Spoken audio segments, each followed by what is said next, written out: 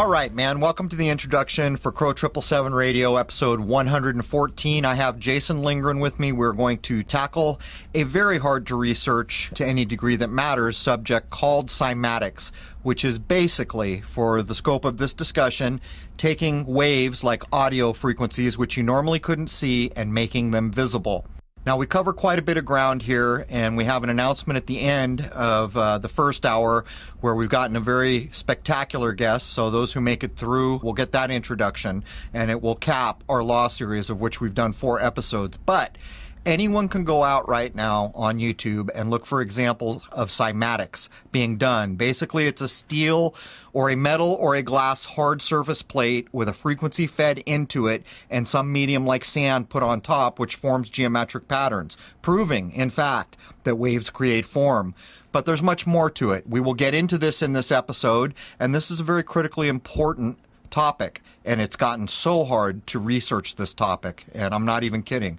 But if you do go out and look for videos, and it's visually stunning, it is absolutely visually stunning to see cymatics performed in the way I just explained, keep in mind something we informed you all about from past episodes. The angles of sorrow are 90 degrees. So when you see things that are like squares, that is the 90-degree angle. That is the angle of sorrow. The angle of joy is said to be the angles that are represented within an equilateral triangle.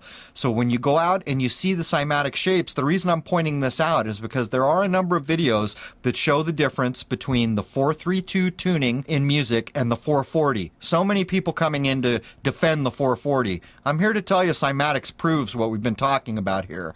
You will constantly find the angles of sorrow in the 440 tuning, or if it's done on a round plate, you get square shapes kind of if it's done on a square plate. On a round plate, the thumbnail for this episode will demonstrate the difference between 432 tuning or the Faraday or tuning that has to do with the Fibonacci sequence or how a flower is created or a human hand, or the 440 that's right in the episode image. Anyhow, let's jump in with Jason Lindgren. Fascinating topic, important topic.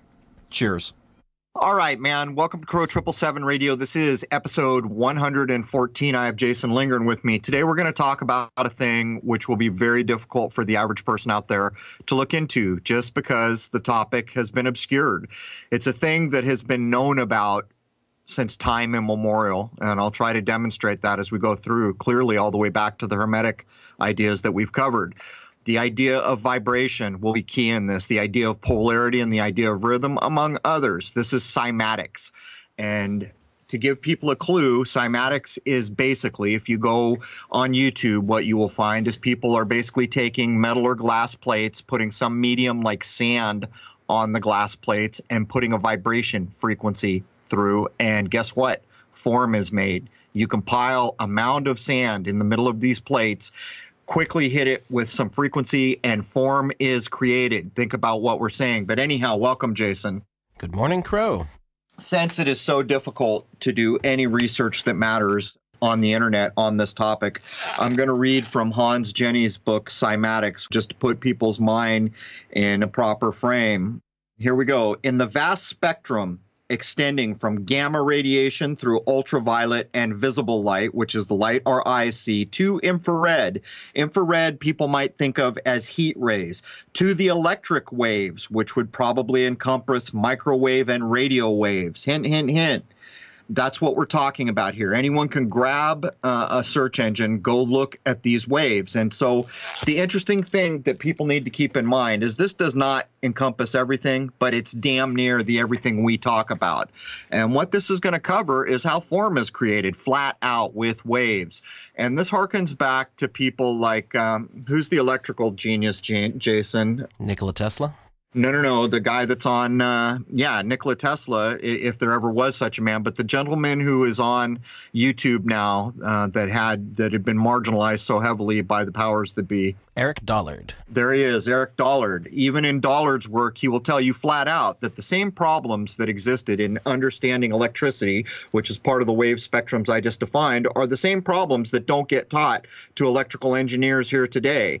In some of his clips, he'll tell you that they worked out how to deliver electricity back with the teletype, back in the cowboy days. Most people would think of it, if there ever was such a time, when they were doing the Morse code over these lines. But the overall problems that existed have never really been worked out for the average electrical engineer or these other people. And the reason he states is because the person who understands how electricity works understands how all waves work. And when you understand how all waves work, well, what did we just say? This is how form is created. But I will mention, well, I watch next to no television at this point. I used to reference TV to do research. One of the most popular shows on television at that point, anyhow, I don't know what's true now, is The Big Bang Theory, of course, drawing its name from a nonsensical theory which has no basis in reality. But the main character there, Sheldon, was walking around with a cymatics pattern on his shirt. What do you think about that, Jason? I'd be very curious what frequency it was that they were representing, because things don't get on mainstream television or into any mainstream medium at all without someone having scrutinized it and put it there on purpose. If I remember correctly, and I hope I do, it was a yellow shirt, which may also be telling us something, because in our previous episode on color, we demonstrated flat out that if you dye the color of a shirt, you have in fact changed its vibrational rate and the mood and tone and effect it has on the human mind. But you think like I do. The moment I recognized that was a cymatic pattern, I meant to try to go look it up. The problem is if you try to go reference these things online now, it is so obscured. And as you begin to lay down the acceptable timeline, I will point out over and over how obscured this has become, because one of the main guys now is Hans Jenny, a Swiss-German guy, and he's all the way up into, what I'm going to call the modern era. And as I stated before, this goes back so much further, even the word cymatics, what it means, which you will define as in Greek, and I will maintain to the day I drop. This is all reflected in the Hermetic principles, and we don't know where those begin. But anyhow, what do we need to cover for the intro here, Jason? Right, that was a good little intro to give everyone an idea of what we're going to be approaching here. But you did a show a few weeks ago, I think now, right? Right. It was a 4-part series. It's on YouTube now. There's some audio issues, but I held up my end. For my part, it was a good delivery. It's on Freak Sense TV. So that would be Freak Sense, F-R-E-A-K, same word, S-E-N-S-E, Freak Sense, new word, TV capped.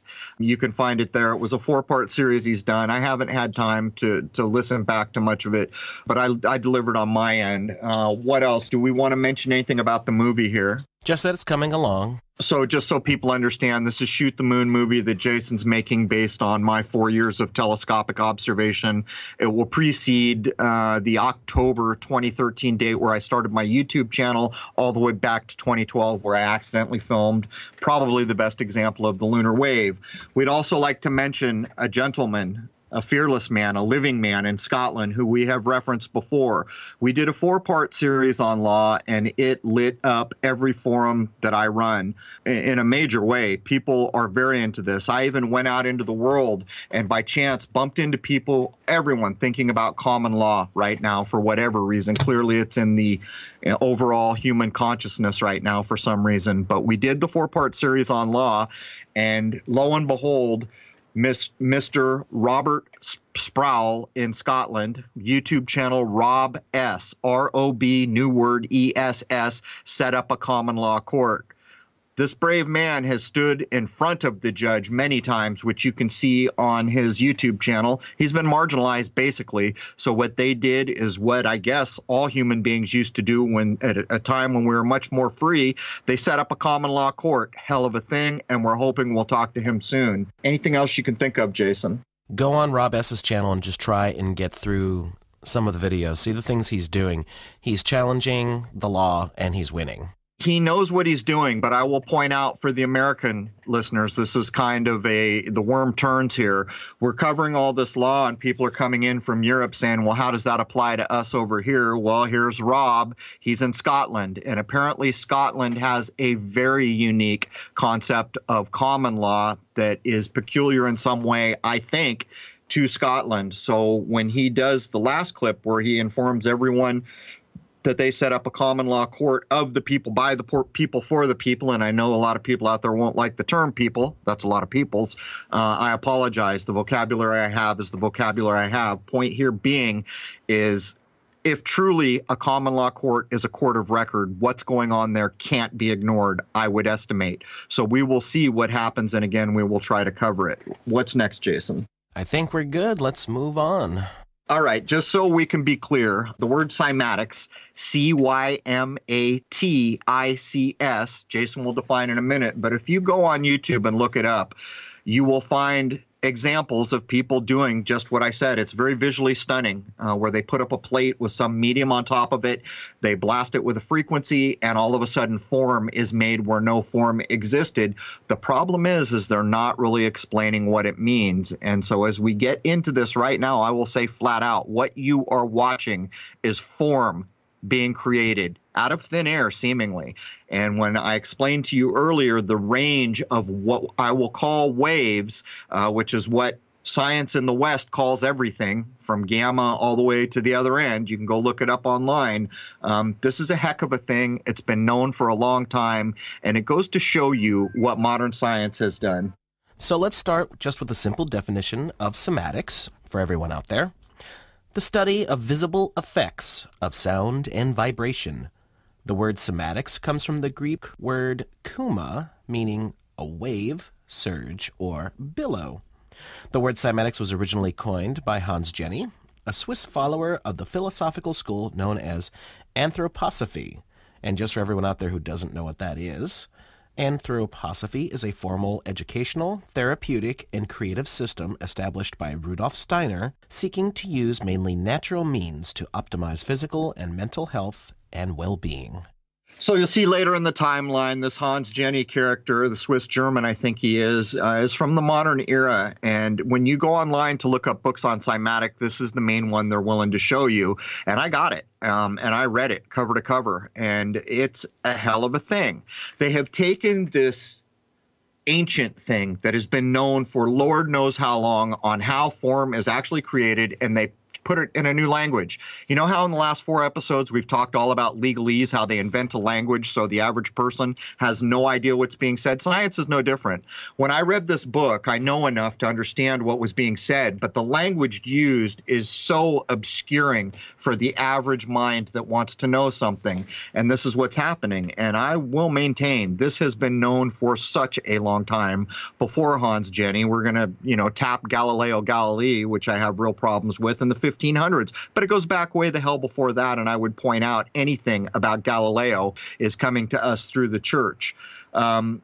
Another thing is the definition of kouma, meaning wave. The oldest definition I could find actually makes it pertaining to waves. And that makes you think, if there was a time so long ago when people, what is sound? It's audio. You can't see it. Well, this is a way to make audio visible, and this has been known. So there it is, Jason. So, going back into history, for whatever that is worth, the first documented case of what could be considered observed cymatics was made by Leonardo da Vinci, who lived from 1452 until 1519. He noticed that vibrating a wooden table on which dust lay created various shapes. And to quote him, "I say then that when a table is struck in different places, the dust that is upon it is reduced to various shapes of mounds and tiny hillocks. The dust descends from the hypotenuse of these hillocks, enters beneath their base, and raises itself again around the axis of the point of the hillock." All right, man, I'm just going to call it Poppy and Cock. This is what you're going to see as we go through this timeline. They're going to trot out Da Vinci. They're going to trot out Galileo Galilei, for some reason, the man with 2 religious names back to back that are basically the same thing, as far as I can tell. What you're looking at, in my view, and this is my view, is the acceptable history that the church apparently provided us whenever you're talking about any of these characters. And they are characters. They become men of myth and legend. There's not anything here that I'm ever going to accept, but let's go ahead, Jason. Right. So Galileo, who lived from 1564 to 1642, according to mainstream history, he described scraping a brass plate with a chisel and noticed a long row of fine streaks, parallel and equidistant from one another, presumably caused by the brass filings dancing on the surface of the plate and finding safe haven in a series of parallel nodal striations. So let's take some common sense here. These two brilliant men of science, we are told, find this amazing thing, and neither one of them goes very far into the field or hands forward much of anything that matters with regard to a thing called cymatics, which apparently is not even going to get named until the modern era. So I'm just going to call it one more time, poppycock, Jason, in my view. You would think someone like Leonardo da Vinci would explore this topic further, considering all the things that are attributed to him. So I thought that was very odd as well. I mean, the mounds of books and papers they have found of his, I don't know, it struck me as odd. For me, it's gotten to the point whenever I see a name like Da Vinci or Galileo Galilei, it's like picking up a comic book and seeing Superman or Batman. That's what it's become. It's not for me. I want to find the old obscure knowledges that are truly written in text, that are before the modern edit, that are not all shiny and glossy and well-known. These are the things I look for because for my part, if I think of what supposedly a man named Da Vinci was about or a man named Galilei, these were men of science who wanted to get to the basis of how it all worked. And yet what's being described here is, in fact, one of the major foundations of how form is created. It just seems to me that common sense flees the scene with the descriptions we've been handed here. But again, that's just me. And this is another one of those subjects that, despite a lot of effort, I had a hard time finding anything specific, I guess I should say. I saw a lot of the same information repeated over and over and over again.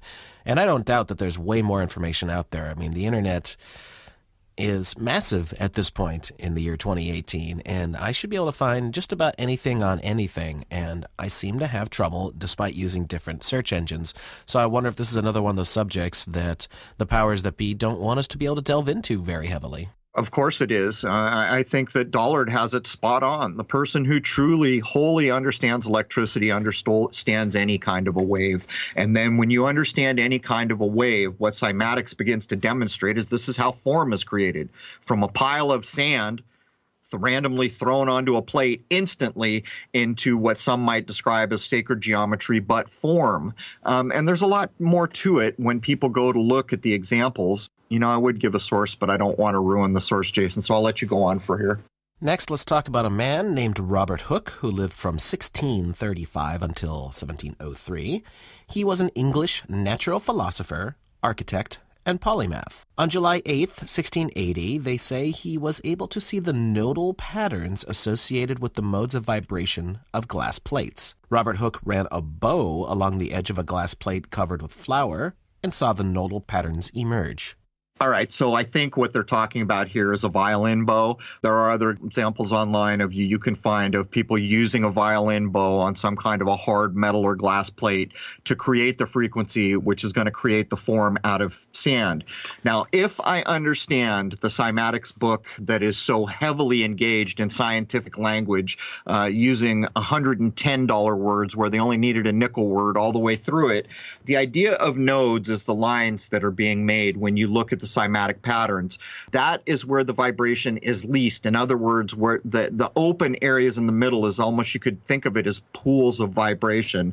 But the shapes and the forms you get are astounding. And when you watch the frequency change morph instantly from one shape or pattern into another, the thinking person will have their imagination captured instantly. And when we get up here a ways, we're going to talk about people who could not speak or hear. I don't like the term deaf and dumb, but people who have lost or were born without these facilities, the reaction their brains have when this was a method used to teach them how to form sound, but what happens in their brains when they see these patterns. Go ahead, Jason. Next, let's talk about a gentleman named Ernst Florenz Friedrich Chladni, who lived from 1756 until 1820.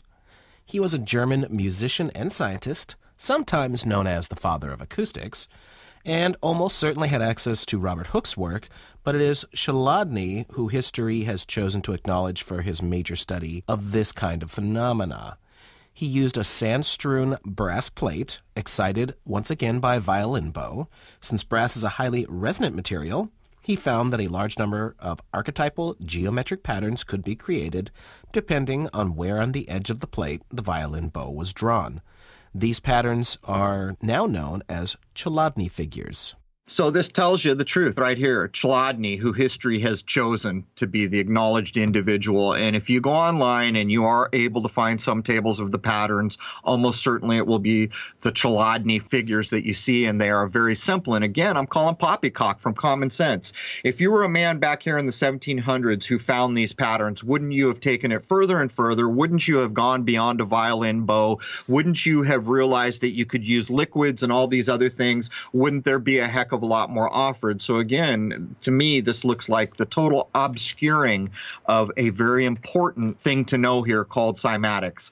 And, I guess this is in fact the guy they picked out, although you will see here in a minute that Mr. Faraday, who so many people will be familiar with, if nothing more than for the Faraday cage, is also one of the chosen names to be associated here in the obscuring of this critically foundational idea called cymatics.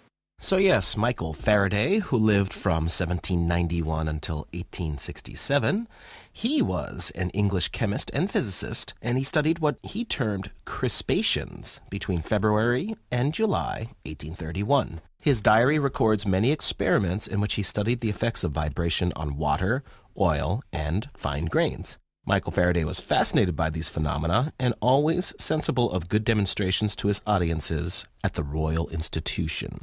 There it is, man. The Royal Institutions and all. Now, come on, we got to say it right. It's the Royal Institution. And you say it right, we'll just say poppy and cock. Look at crispations. Come on, man. Every one of these people we have just delineated in the acceptable timeline was aware of the Hermetic principles. So crispations, my butt. How about vibration? How about polarity? How about rhythm? How about any other number of things which precede these guys by so far and are part of the natural sciences and foundational to the natural sciences? They all had to have been aware of it. And yet what we find here is exactly what I found in the Hans Jenny book, where they would go to lengths to make up some 25-cent word where it wasn't needed to call vibration something else. They actually did use the polarity, but everything else is put into physics terms and these other things. When anyone with half a brain understands we're talking about the natural sciences here, and they were described way in the hell back in the day. Nobody even knows. So why? And for my part, it's because they're obscuring a critically important thing in cymatics here, what it means, what it is, and what it does, and the fact that it describes the entire wave spectrum in visible form. Next, let's talk about Lord Rayleigh, John William Strutt, the third Baron Rayleigh. He lived from 1842 until 1919, and he was an English physicist and second Cavendish Professor of Physics at Cambridge University, following James Clerk Maxwell. Rayleigh earned the Nobel Prize for Physics in 1904, along with William Ramsay, for the discovery of the element argon. He also discovered surface waves in seismology, now known as Rayleigh waves. His major treatise, Theory of Sound, in 2 volumes, includes a chapter on the vibrations of plates and is still considered an important work.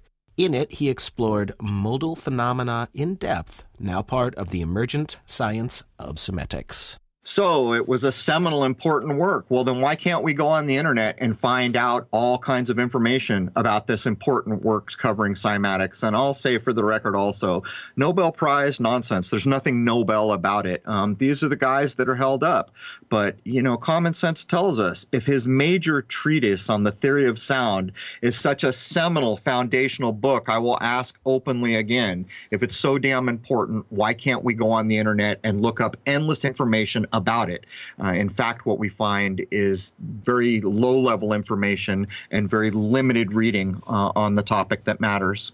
Next, we have a lady named Margaret Watts Hughes. She lived from 1842 until 1907. She was a Welsh woman who experimented with a device she invented in 1885 that she named the aidophone. Her invention consisted of a wooden resonating chamber with an open end across which was stretched a rubber membrane strewn with sand and other media. By singing into a tube that interfaced with the resonating chamber, she was able to create voice figures. It seems likely that she had been inspired by the work of Michael Faraday, since she uses the term crispations when discussing the patterns that she observed. Like Faraday, she was much taken with the beauty of the forms, and in an article now accessible in the Cornell University Library, she wrote, "I have gone on singing into shape these peculiar forms, and stepping out of doors, have seen their parallels in the flowers, ferns, and trees around me. And again, as I have watched the little heaps in the formation of the floral figures gather themselves up and then shoot out their petals, just as a flower springs from the swollen bud, the hope has come to me that these humble experiments may afford some suggestions in regard to nature's production of her own beautiful forms." She was able to take impressions of the voice figures by applying a coated glass plate onto moist forms, although it is not known what form the coating took. Well, it sounds to me right off the bat that what she found was sacred geometry. Well, yeah, exactly. It was sacred geometry, but this sentence really tells the tale. I have gone on singing these shapes into peculiar forms. So basically something out of nothing with the human voice. How many religious texts from how many traditions will talk about the sacred sound that created all form? And then she says, and stepping out of doors, I have seen these very same shapes I just sang into existence with the waveforms of my voice. I have seen their parallels in flowers, ferns, and trees.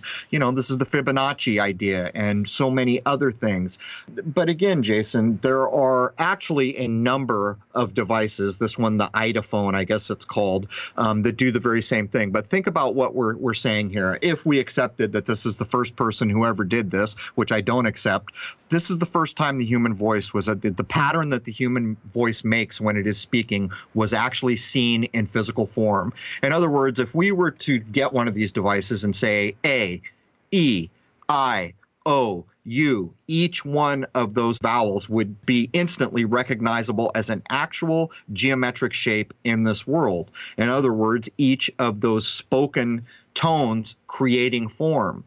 Now, there's all kinds of things that people probably can find to look up that people who did not have the sense of hearing or speech were actually taught to speak, though they couldn't hear themselves, by using devices like this so they could see a physical representation of a person who could hear and speak and then learn to match it through these physical forms. But later on, up into the 1900s, they would watch the brain activity in these people who could not hear when they were exposed to these shapes, and the brain activity went wild, showing kind of how archetypal these ideas in these forms are. And again, if anyone goes back and listens to this bullet point again, you're being told a lot of truth here. It's just not obvious until you think about it.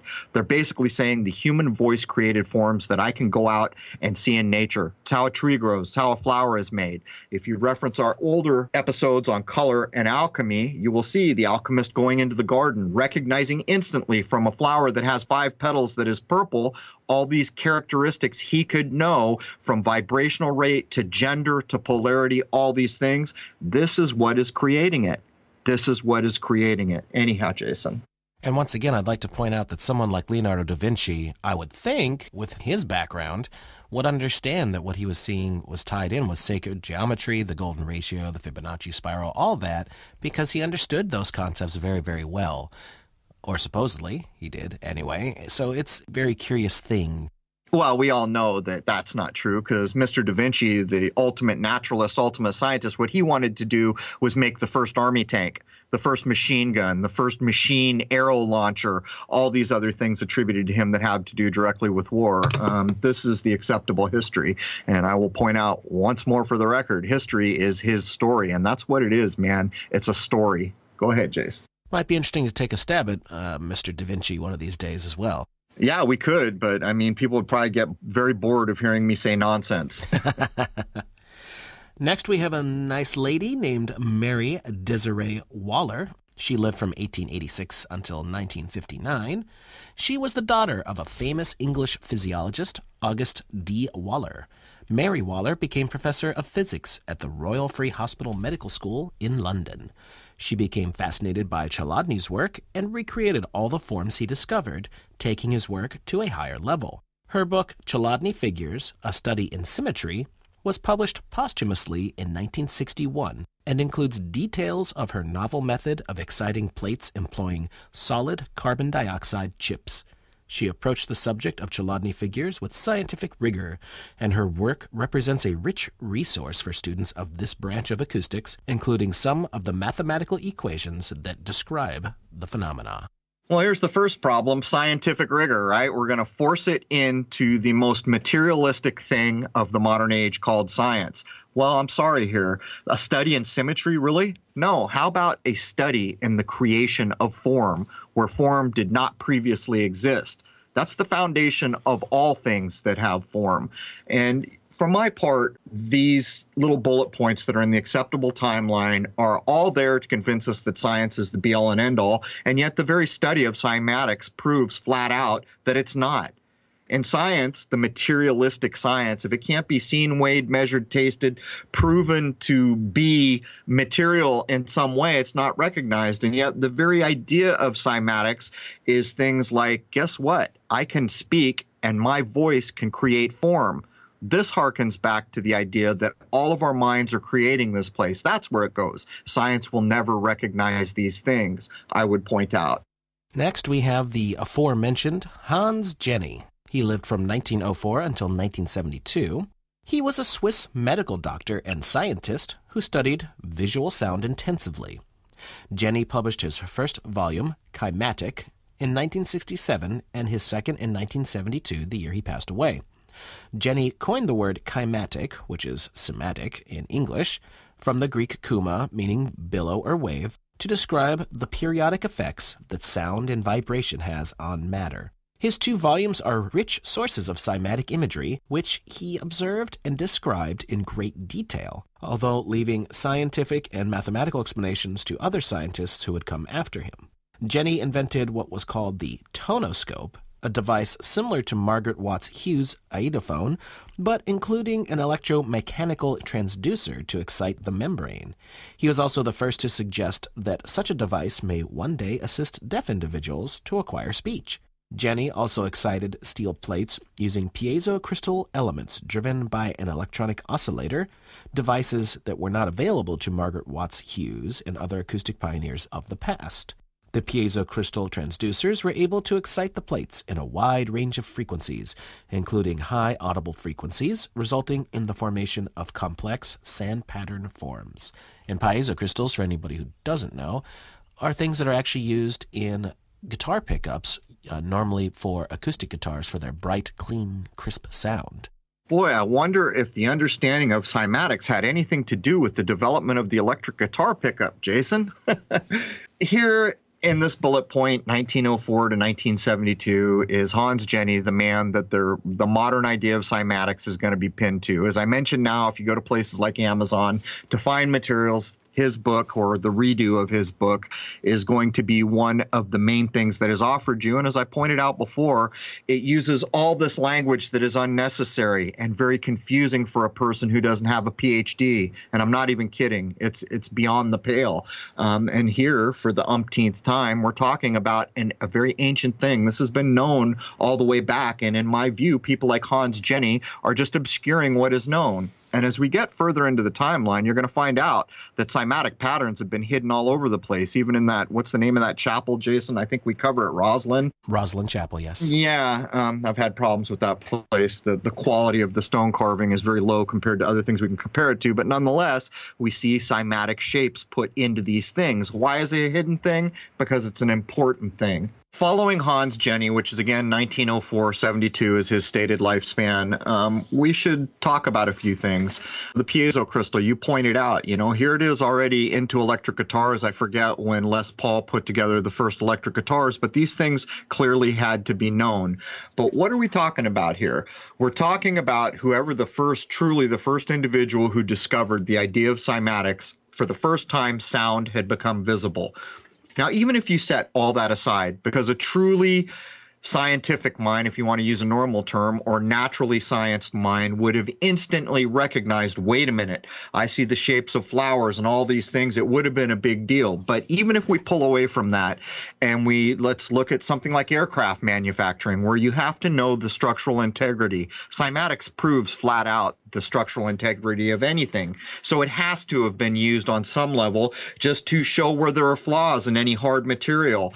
You and I have both looked up how cymatics has been done on guitar bodies and violins and other things. But let's talk a minute about tuning, how we tune musical instruments. We've covered this before, but it's a good place to bring it back up. I think the cited date for the orchestral A tuning, and I could be a little off here, but I'm close, was 1936 was the first run they made at it. They apparently made a couple runs at it. It might have been into the early 40s when it was actually implemented, but if I remember correctly, it was the late 30s. Every time we start to talk about the fact that all what I will call orchestral tuning, which probably isn't that accurate, it basically means whenever you go into a music hall to tune all your instruments, that A is going to be vibrating at 440 cycles a second, or what I think is called hertz, which is also a telling word on the face of it. But what they were tuning away from, one of the major tunings, was the Faraday tuning, or the green tuning called 432.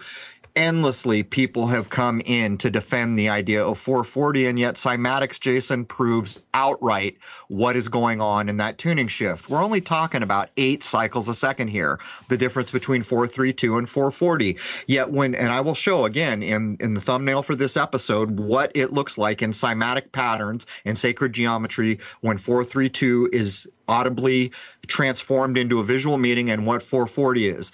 What you will find is that all the shapes that appear to resemble flowers and snowflakes and have a high degree of complexity are probably much more helpful to the natural human form. And what we find in the 440 cymatics is a blob. Jason, remember when we did the episode on this, how many people came in to tell us we didn't know what we were talking about, even after you gave examples? Right. I don't think this is arguable. And people can go on and on and on saying we don't know what we're talking about, but the different frequencies, you can see them visually spelled out. I mean, it just is what it is. And I'm not that great of a musician, and I can easily pick out 440 versus 432 in a blind test. Now, maybe that's because 432 is just a little flatter, 440 is a little sharper. I don't know if it's that, but it just seems to sound more pleasant to me. I even made a mistake one time in a recording because I was recorded 432, and I realized something didn't sound or feel right, and I realized I'd accidentally recalibrated something to 440 because just about all the programs out there default to that, and I had to go back and fix it. So it's noticeable. It has an effect, and I think it has to do with the natural cycles of the planet and just the way everything interacts. If I was going to describe it to a person listening, I would describe it like this. When you hear 432, it's not as excitable. It's more soothing on the human natural form, maybe more closely identifiable with an idea, something like the Fibonacci sequence, which seeks to use a spiral to show how, say, a leaf or a flower is formed, or for that matter, the human hand. But the main thing here is back in the day when they changed A to 440, it really took control of things because whenever, as an example, if you walked into a music hall to play music with a bunch of people, you knew damn well that piano was tuned to 440. And so that becomes a problem. If you want to tune to anything else, a piano tuner has to come in, and this is not a quick thing for most people. But I will point out even further, here in the modern age, when you get those little guitar tuners that are so handy, Jason and I both use them, you clip them onto your neck and the vibration helps you tune your guitar. You can set it to any frequency to tune your guitar. And since so many keyboard type devices are electronic now, you can go to any frequency you like. But as I have said before, if a band like, say, AC/DC had been forced to deliver its music in 432, the impact would have been much, much less because it would not have been so excitable. In the Hans Jenny book that I just read cover to cover, they show examples of taking Brahms and Mozart music and doing cymatics. And the patterns are so infinitely complex. To put this into where we've come, if you were to take rap and do cymatics with it, likely what you're going to see is very abrupt, non-complex pattern changes with these abrupt beat changes and things like this. And I invite people to try to go out and look at classical music imaged in cymatics. The patterns are so complex, it almost evades description by a human being. But is there anything you'd add about the music before we move on? Because I think this is a critical thing. Almost all the music in our lifetime has been delivered to us in 440, and anyone who who examines the image that I'm going to put forward for this episode will see the difference of how those vibrations are creating form. When I recorded one of my favorite songs, I noticed a lot of people were telling me that it had a hypnotic effect almost to it, and that was on purpose. I wanted to see if the 4-3-2, with the way the chord structure went and just the way I designed the song in general, would have an overall effect, and it did indeed seem to. So there was a real-world example, for my sake anyway, that taught me that, hey, that there is something to this. There seems to be some real-world application that I can actually gauge off of other people's reactions. Well, when we did the episode on this and we showed who the people were that were instrumental in pushing the 440 tuning change, these are places that have been never helpful to society, aren't they? It's the same old names. Who were they, Jason? It was like Rockefeller. I think Rothschild was in there. They even dragged some Nazis on the scene for the final implementation, supposedly, of these things. And these are known family names and organizations that have not been helpful to society at large. They've been more concerned with controlling society and doing all these negative things. I mean, that tells us something too, doesn't it? Right. If those people are involved, your hackles should automatically be up because the only person they serve is themselves. For my part, when I listen to 432 on my guitar, which I tune it to, it feels more soothing, less shocking, excitable, or abrupt. It feels more to me like when I'm playing an acoustic guitar, that the vibration or the rhythm of my body is more closely matching what's coming out of my instrument.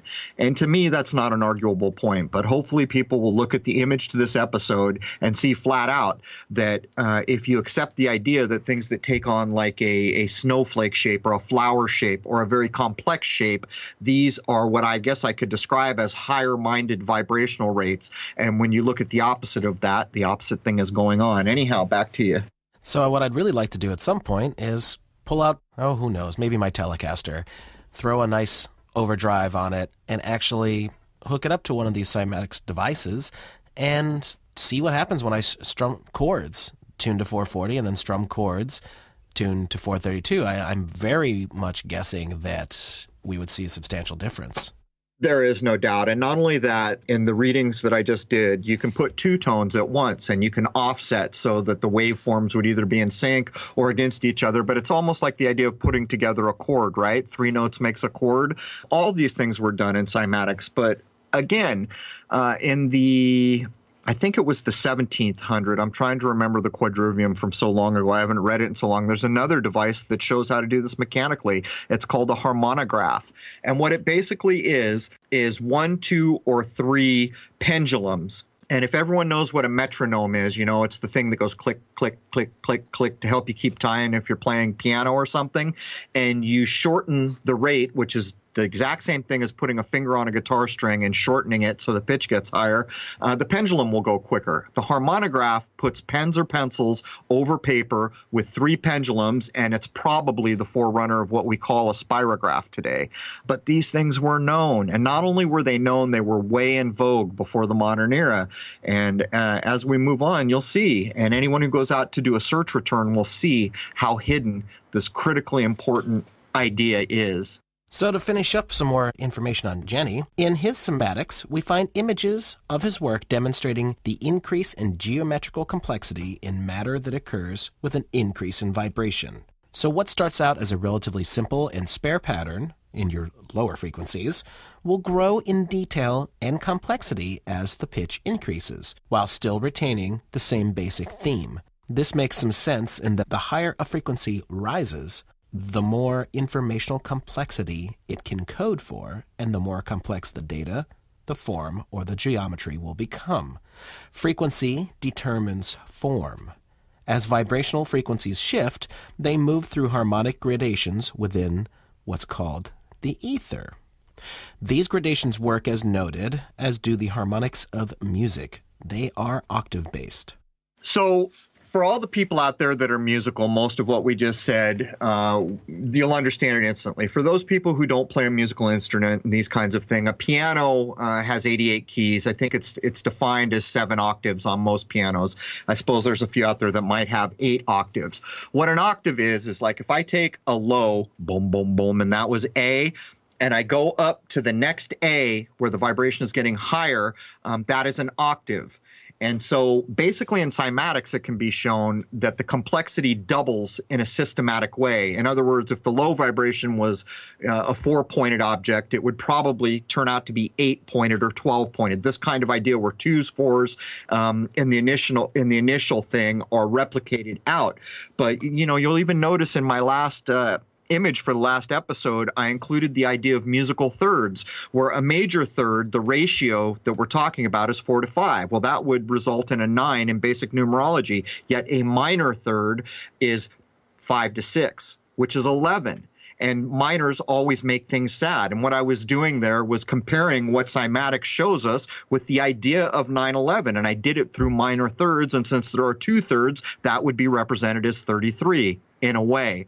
So there's all that for whatever it's worth, Jason. And I know most people who don't play a musical instrument might struggle with a bit of this. Right. Okay, so we actually just took a break and cut the audio right now. My mind's been all over the place for this first hour episode, but I'm happy to announce that we just got word from Robert Sproul, the living man in Scotland, from Rob S. YouTube channel that we mentioned in the opening here. He's going to be our next guest, and to me, this is one of the biggest deals in a long, long time. This man has set up a common law court, and so considering that we've just done 4 episodes on law. There are a lot of people out there who emailed in. And by the way, I apologize that we're drifting from cymatics, but to me, this is critically important to get out to people. So many people had emailed me that said, okay, we've watched the 4-part series on law you did, but how does that apply to people in Europe? How does that apply to people in England? Well, this next episode, we just got done talking with Robert, and I met him for the first time. And he's going to tell you all kinds of things about common law and how it relates to any part of the world that fall under, I don't even know how to say it, the aegises of the common law idea. I mean, for me, Jason, that was a pretty exciting Skype call there. That was a very in-depth call for how short it was. Rob made the point that this doesn't just affect Scotland, where he's at, it's everywhere. Right. And so what's going on here, I first heard about Rob when he had about 200 subscribers, and this was, I don't know, maybe not right as censorship came to bear, but not long after I first heard about it, censorship came to bear, and I was always worried that if I link my channel, which was being so heavily censored with his, that he would get some of the blowback. But he picked up a number of subs since I first recognized what he was doing, and what we're going to try to do here is cover the actual creation by human beings of a common law court. And it's an exciting, exciting time. And we imagine there's going to be blowback. And we talked about this in the call. For my part, I don't care. It's that important. And for Rob's part, he's the living man, and he says he's not letting up on this. Anything else to add about this, Jason? People have been asking for examples of the kind of fighting against the law material. And here we are. We've got it. Rob has been doing this. He's been doing it for quite some time now. I don't know exactly how long, but it's been a few years. And he is implementing all of this sort of knowledge that people have been debating on. And we've had a lot of people really saying some harsh things against other guests. And I don't know 100% what's right and what's wrong, but Rob is going at this, that it is indeed maritime courts and all that we're going against, that the person is not the man. These are 2 different things. The person is the corporate entity, and he even said right in the call, that's the legal fiction in all capital letters, the man, the flesh and blood. And he even went to his doctor to get a letter to say that he is a man of flesh and blood. He is not the person. He is not the accused. So he is implementing this information in a big way, and he is winning. And, we asked some other, just to put a fine point on it, this is real world. man. This is being implemented in a real world. So it's not about people arguing about the veracity of it. It is what it is on the face of it. But we asked him other questions, which I'll allow to run forward into the next episode, which will be 115, where we cover these things. But for those who have followed us a long time, you remember when we first started to talk about maritime law and how the pirates of the sea, what's the name of the company, Jason, the shipping company there? The East India Shipping Company. And there you go, the East India. I mean, it tracks all the way back, and we just confirmed it through him. And these ideas, you can put them on the doorstep where they belong, and that's what we're going to do next time. But anyhow, Jason, I don't want to leave. I mean, it's exciting, and I wanted to get this announcement in. But let's close out a little bit with Cymatics so we can queue up for the second hour. We're going to open the second hour with the Rosslyn Chapel in Edinburgh, or near Edinburgh. So many people have heard about it, and I looked at this a number of times over my life and recently went back and looked at it again. And here's the one thing that strikes me. Besides, there is clearly cymatic geometry put into certain parts which have been recognized as such. But what really strikes me is the quality of the masonry, the carving. Here in Rhode Island, where I am, stonemasons were a big, big deal because they had 2 or 3 granite quarries, which made some of the best granite known to exist at the time. If you go look at some of the carving these done, it's not quite Michelangelo, but it's damn impressive. And so when we look at the carving that's gone on in the past, and there have been many different clips, even the no trees on flat earth or whatever that clip is, begins to address the idea of how come we saw all this insane marble carving, and then up in the modern age, there's nothing to compare. I will point out that in the state of Rhode Island, there was some damn high-end granite carving statues, mostly for Gettysburg war memorials and for cemeteries. But nonetheless, those guys are all going away now. And when you go look at Rosslyn Chapel, I don't mean to be rude, but the carving there is not up to snuff, man. It doesn't compare on any level in my view, Jason. It is interesting, though. It does seem like the intention was to encode a message, and I actually went on YouTube and listened to the music that is supposed to be translated out of the artwork in that chapel. It's all very interesting. And, you know, I don't know enough about it to make flat out claims here, but I will say we have examples of stone carving that would blow your mind. I'm talking statues of angels where their eyelashes are even carved in. I mean, it's mind-boggling to think that a human being could pull this off at one time. And then when we compare it to things like Rosslyn Chapel, I don't know, maybe you could make the argument that these were not journeymen in their craft or something like that. But anyhow, that's where we're going to open up the second hour. Anything you want to add before I bring hour 1 of 114 to a close, Jason? Hopefully everyone will join us for hour 2, of course, but we gave you a good overview of what Cymatics is in hour 1. And if nothing else, check out the Hans Jenny work because he really did do some really good work in regards to figuring all this out. And let's take this further. Let's get modern day people going at this even harder. I feel bad for having so many kind of irons in the fire as we went into this hour 1. I wanted it to be more. Jason and I may actually come back at some point and do a film around Cymatics after we're done with Shoot the Moon or something like this. It's that important a topic, and it's been that marginalized. And truly, Hans Jenny has become the poster boy, but I will maintain this goes all the way back to a supposed time of Hermetic principles. It's all defined there. It's all shown. The alchemists looking at the colors and shapes of plants. It was all there, and it's about the creation. How does this place come to be? What makes form? Well, here it is. Here it is. And it's all very interesting. Anyhow, that does bring hour 1 of episode 114 to a close. At the posting of this episode, there will be 114 free hours of content at crow777radio.com. You do not need a login. Anyhow, there it is. I hope to see you all over there for the second hour where we jump right into Rosslyn Chapel. There it is, man. Cheers.